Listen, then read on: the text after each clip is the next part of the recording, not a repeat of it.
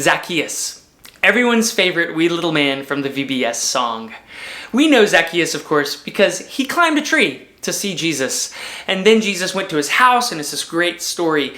But in Luke 19, verses 1 through 10, we find out a whole lot about Zacchaeus, and you know what? The best thing about him isn't even his stature or his tenacity.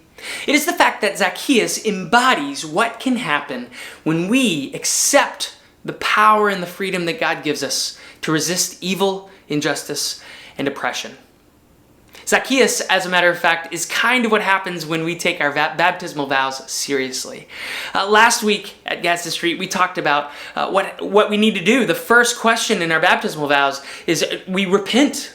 We turn away from all of these things in our lives that are not of God.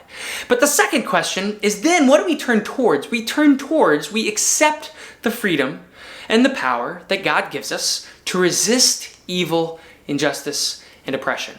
Now, I know you probably don't see Zacchaeus as the embodiment of resisting evil, but look at this story with me in Luke 19. Jesus is passing through Jericho. Zacchaeus really wants to see him, so he climbs a tree. Jesus sees him and says, "I'm coming to your house." And Zacchaeus welcomes him gladly. Of course, the crowds grumble that Jesus would go and eat with a sinner, but that doesn't stop Zacchaeus. He lives into the moment. He totally takes advantage of this opportunity. And we truly find freedom in what Zacchaeus says to Jesus in that moment. We don't really find the freedom to resist evil in climbing trees. It's admirable that Zacchaeus does.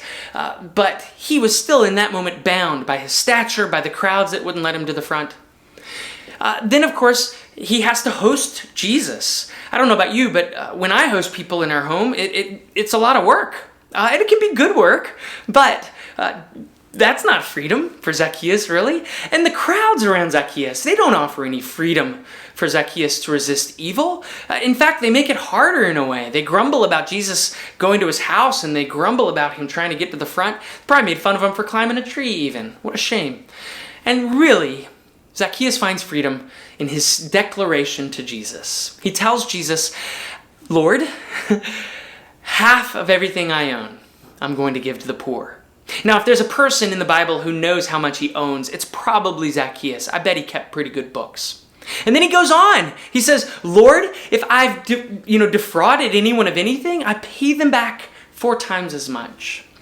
Don't forget, Zacchaeus is a tax collector in the large, wealthy city of Jericho. He's probably defrauded everyone who can hear him say that. And what Jesus does next is amazing. He says, "Y'all see this guy? Today, salvation has come to this house. Because this guy, this tax collector, this outcast, this guy that y'all ridicule, he is a son of Abraham." What a beautiful moment. It's this incredible scene of Zacchaeus making the most of his relationship with Jesus and truly saying yes to the freedom and the power to resist evil, oppression, and injustice. Now, in that moment, Zacchaeus could have chosen all kinds of enemies. He could have told Jesus, "I'm going to go to bat for you against these people or these people or these people or against Rome." And he doesn't do that.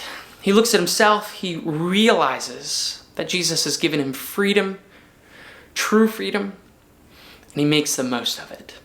So my prayer is that we can make the most of the freedom and the power that God gives us to resist evil, just like Zacchaeus. On August 1st, at Gadsden Street United Methodist Church, we're going to remember our baptism and share in communion together.